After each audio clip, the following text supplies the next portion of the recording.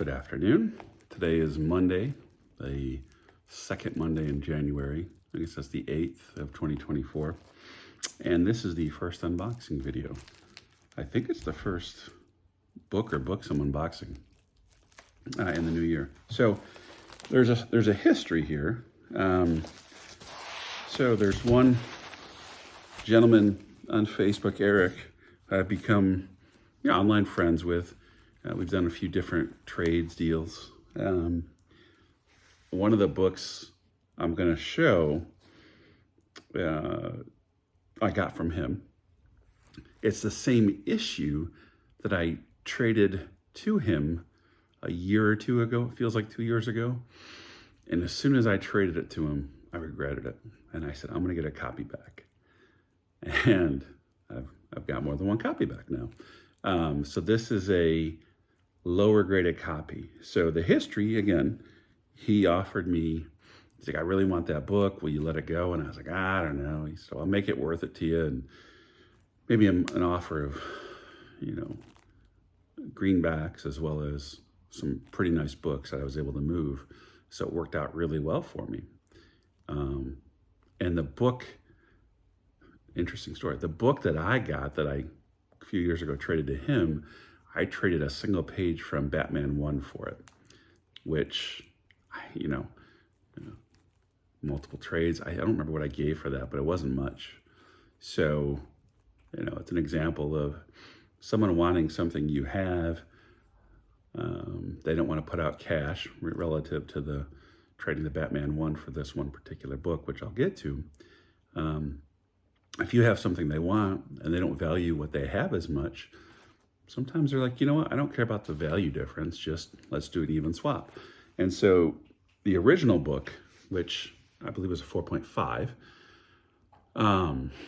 that I got in exchange for the Batman 1 page, came from, I want to say it was United Kingdom. It was somewhere outside of the United States. And I didn't expect it was really going to happen, but it did, and I was real happy. So I let Eric know, hey, I've given you this, or I've traded you this 4.5 copy of this one great book. If you ever decide to sell it, trade it, whatever, please give me first right of refusal, meaning come to me first before you give someone else the opportunity to acquire it. And he did. He honored that. He was real noble about that. And he said, I hate to let it go, and I'm trying to complete this really high-grade Golden Age run, and I've got an opportunity to buy some, and I don't really want to dip into savings to buy them. And I said, well, what do you plan to do in the future? Are you going to replace this? He said, yeah, I'd like to get another copy of this particular book. And I said, well, it just so happens I have a few others. I have a 2.5.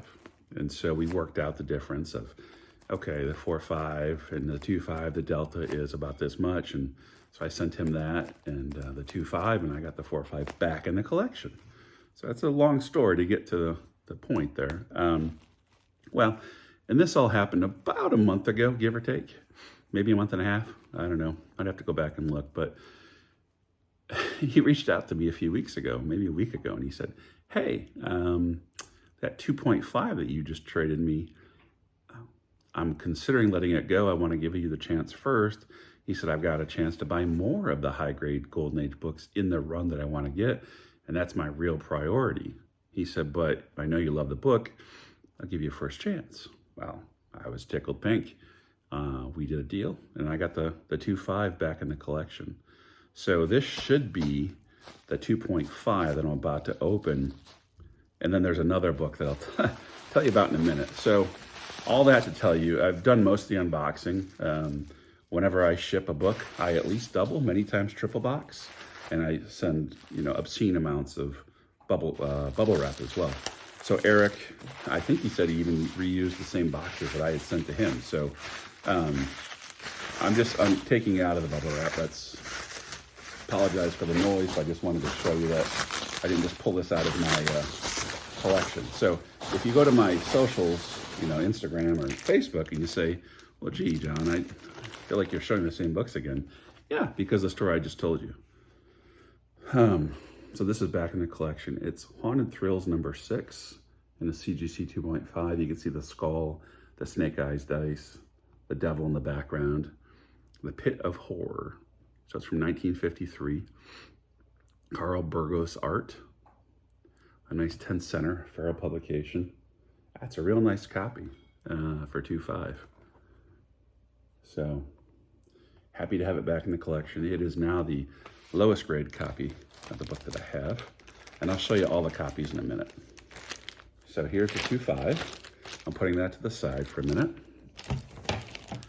I also have a 3.5 cream to off-white pages, 2.5s off-white to white. I also have a 4.0 off-white to white pages and a 4.5 off-white pages.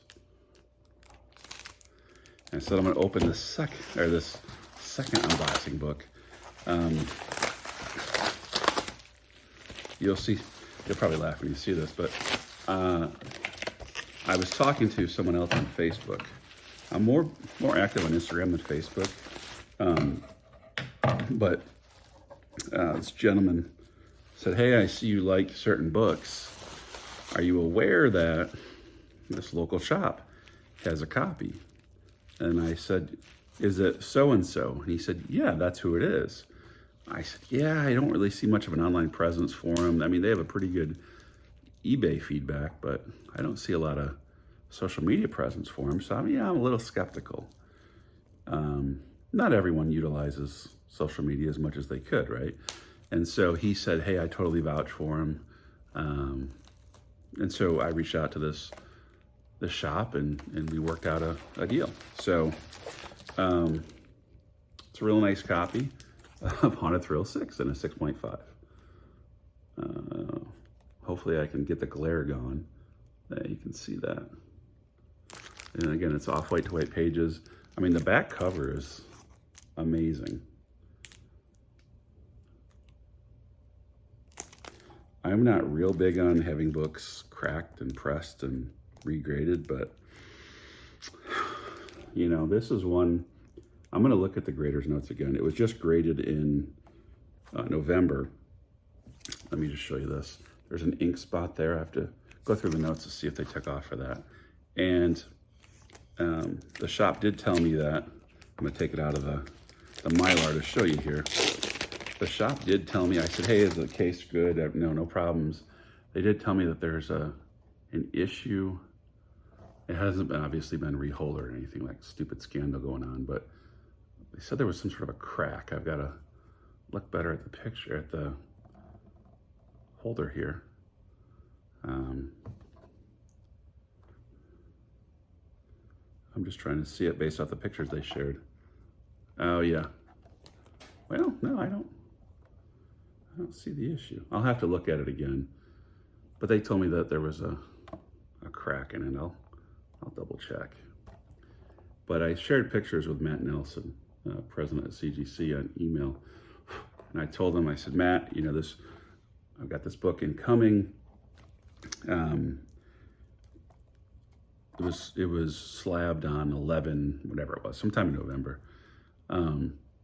And based on the pictures, the shop that had it graded, who's sending it to me, no, I don't see the crack yet. Oh, I can't tell if that's a crack or if that's anyway, I said, they told me that there's this crack and, it's beyond I think it's 2 weeks or so, 14 days, that whoever submitted the book for grading can have it regraded, or I'm sorry, not regraded, reholdered for free if there's a mechanical issue. And I said, I know this is beyond the days. What can we do here? And I've done a lot of business with CGC, and I don't think I got any special treatment because I'm not, certainly not the biggest customer they have, not by a long shot. But Matt was real good, and he said, "Hey, that looks like a real issue, mechanical issue. When you send it in for reholdering, send me I'm not sure what the submission number, I think is what he said, and we'll get that where it doesn't charge you for it." So that was really cool. I know CGC is getting a lot of bad press right now, and probably deservedly so. But Matt's always been real stand up with me.